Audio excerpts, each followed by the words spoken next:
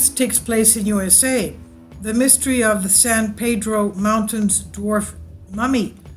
In June of 1934, two gold prospectors who had been digging and blasting for gold within the San Pedro Mountains in Wyoming came across a small cavern buried deep within the thin rock. And when the dust began to settle, the prospectors made a startling discovery. It was a well-preserved but long-forgotten remains of a tiny human being. The origins of this little human were a mystery. Local Native American tribes were known to tell stories of legendary tiny people, little spirits, or the Nimeriga, as they called them. In some of these stories, the small people had magical powers or healing powers, and in other stories, they were a vicious tribe who attacked Native Americans with poisonous arrows. The discovery of the mummified remains drew much attention to the area, eliciting many questions and creating controversy. There were many who doubted the veracity of the prospector's story, believing the remains to be fabricated and the story a hoax. Scientists flocked to the area, all with a deep desire to determine the truth behind the tiny person nicknamed Pedro. With a sitting height of 6.5 inches and an estimated standing height of 14 inches, it was clear that these were no ordinary humans. The scientists concluded extensive testing on Pedro. First, they reviewed the outward physical evidence. Pedro was found in a sitting position, cross-legged on a small ledge within what appeared to be a man-made cave. With bulging eyes and flattened cranium, Pedro was extremely well preserved, so much so that even his fingernails were visible. A gelatinous substance covered Pedro's head, and it became clear that the liquids had been used to preserve his body. The nose was flattened, he had a full set of teeth, and his skin was brown and wrinkled, creating the appearance of an old man. In the years following the discovery of Pedro, scientists conducted more invasive testing using X-rays to try to unlock the mystery.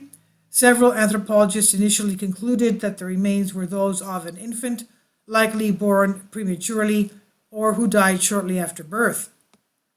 This, however, is an area of disagreement, since a second body of scientists believe the remains to be those of an adult, possibly 16 to 65 years in age. It has been said that X-ray reveals sharp teeth and the presence of food in the stomach, which appeared to be raw meat. The X-rays also suggested that Pedro had suffered a violent death, showing broken bones, a damaged spine, and damage to the skull.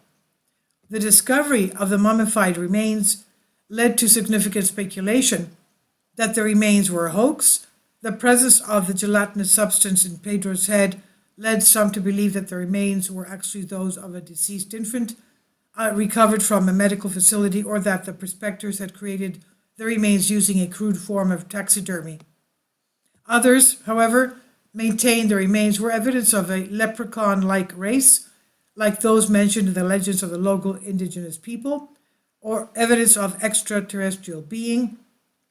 It was difficult for many to fathom that a human of such tiny stature could possibly be an adult. While modern testing could provide many more answers about the origins of Pedro, such testing is not possible because the location of the remains has been unknown for several years. It's said that the remains were put on display during side shows in 1940s and were then purchased by a man named Ivan Goodman, and upon Goodman's death in 1950, the remains passed to a man named Leonard Waller, sometimes reported as Walder. The remains have not been seen since. With the remains nowhere to be found, the mysteries of Pedro linger to this day. Most scientists agree that Pedro's remains were those of an adult male human. However, modern testing could have answered so many additional questions, like where he came from, whether he suffered any diseases or congenital conditions, what the gelatinous substance was that he had on his head, and how his remains come to be sealed within a thick layer of rock. The answers to these questions and many others are likely to remain unanswered unless the remains can be located and further tested.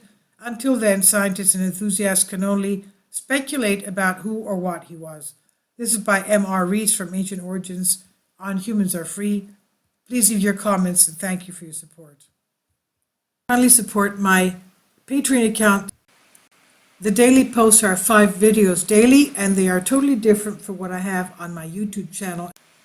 Thank you so much for your support and that you find all my content so interesting. You'll find the Patreon account details in the description box below.